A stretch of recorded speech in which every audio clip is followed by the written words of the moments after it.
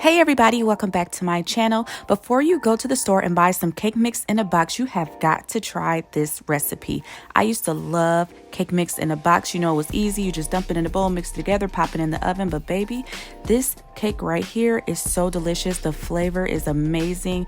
It is such a moist cake. You will never go back to cake mix in the box again.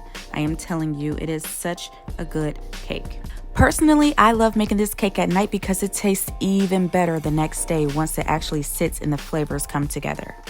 The full recipe will be listed in the description box, so make sure you hit that drop arrow and check there for the step-by-step directions. And as you can see, I have 2 bowls because I put one for dry ingredients and you need one for your wet ingredients. Your wet ingredients is usually your butter, your sugar, and your eggs and all that stuff, vanilla extract and all of that, as you can see I'm doing here.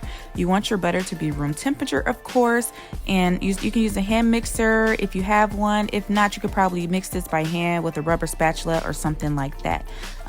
I like my eggs to be room temperature as well. The hardest thing about this recipe is you need 2 eggs and then you need 2 egg yolks, and separating the egg yolk from the egg white was very challenging. As you can see, I only got one clip of me putting the egg yolk in. As you can see, this is the clip right here. That's the 1 egg yolk that I got successfully in there, but you need 2 of those.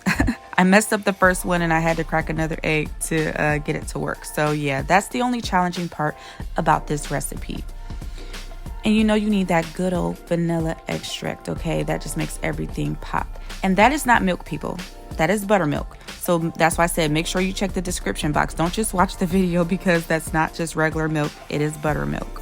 I'm not gonna lie, y'all, when I first made this recipe and I put the buttermilk in there, I thought I ruined the recipe because it made it super soupy. So don't be concerned if you realize after you pour the buttermilk in there that your mixture is a little loose, because we're going to go ahead and add the dry ingredients in there. Now, I normally like to do half of it because I don't want to make a big poof of smoke.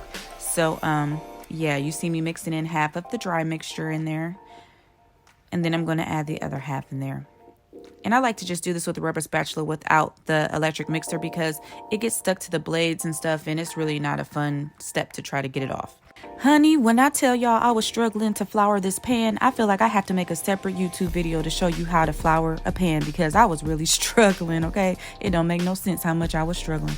But yeah, go ahead and dump your mixture into your floured, dusted, whatever they call it, cake pan. This is the only pan that I had, so this is what I used.